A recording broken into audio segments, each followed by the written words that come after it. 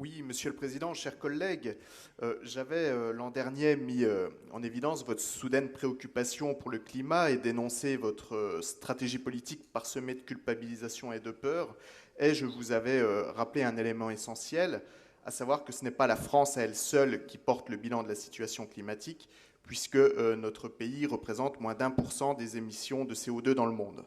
Dans le rapport que vous nous proposez aujourd'hui, vous confortez votre volonté de développer les énergies intermittentes en indiquant que le développement des énergies renouvelables représente un enjeu majeur pour la réduction des émissions de gaz à effet de serre et l'atténuation de l'ampleur du changement. Eh bien, écoutez, le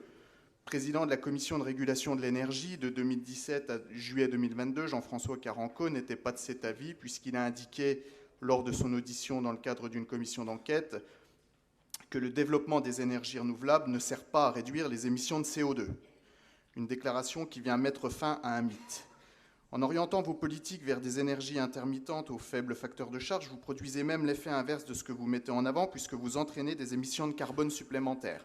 Par exemple, le bilan carbone des éoliennes est mauvais car la gestion de l'intermittence en temps réel nécessite des centrales thermiques en soutien permanent qui sont obligées de fonctionner en régime discontinu, ce qui dégage encore plus de CO2.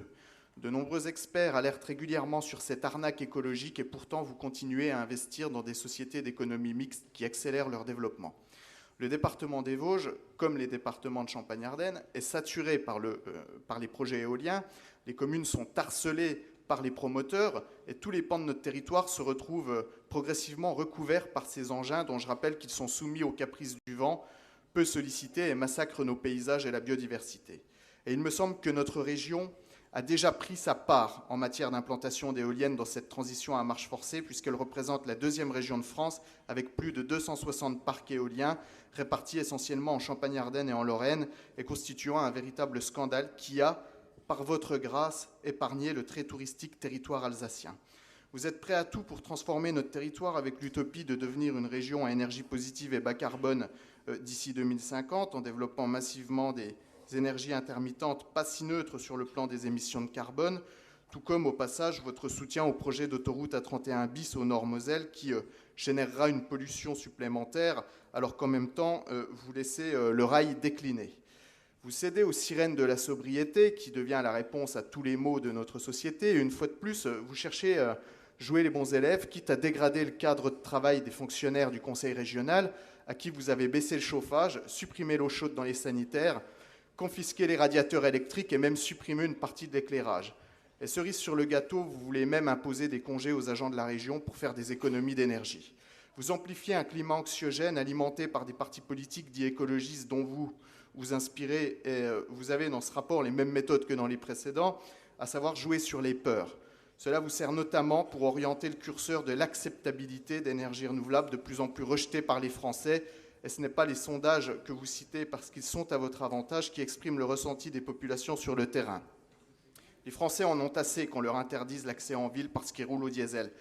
qu'on les incite à rouler à bicyclette, qu'on remette en cause leur chauffage au fioul ou à gaz, qu'on dégrade leur paysage avec des éoliennes, qu'on les incite à rouler à l'électrique alors qu'ils n'en ont pas les moyens, et tout ça alors que la France représente moins d'1% des émissions de CO2 dans le monde. Et alors qu'on prévoit de potentielles coupures électriques cet hiver dues à une baisse de notre capacité de production, notamment en raison de mauvais choix stratégiques, comme la fermeture de la centrale nucléaire de Fessenheim, que vous avez accompagnée par votre absence de prise de position ferme, l'Union européenne vient d'annoncer la fin des véhicules thermiques en 2035, c'est-à-dire demain. Est-ce que c'est votre plan vélo régional ou notre réseau de transport ferroviaire interurbain à la fiabilité aléatoire qui viendront pallier à notre incapacité à absorber une montée en puissance de l'électrique en France? Toujours est-il que, faute de pouvoir se payer des voitures électriques, les classes populaires seront totalement privées de mobilité puisqu'un véhicule sur deux ne pourra plus circuler dans les villes de 150 000 habitants et plus d'ici 2 ans avec les fameuses zones à faible émission que vos amis mettent en place dans leurs villes respectives. Alors que la France est vertueuse en matière d'environnement grâce à son parc nucléaire qui doit se moderniser comme nous le préconisons avec l'implantation de 6 EPR, vos politiques ne se limitent qu'à l'écologie punitive et ce n'est malheureusement pas prêt de s'arrêter puisque vous allez toujours plus loin dans les outils de mesure de culpabilisation avec même, et c'est la nouveauté, l'analyse climat du budget et le bilan des émissions de gaz à effet de serre de notre collectivité. A contrario, nous attendions pourtant de vous de vraies mesures concrètes en faveur de l'écologie, comme l'accompagnement des communes dans le passage en éclairage public LED que nous vous avions proposé et que vous avez refusé. Je vous remercie.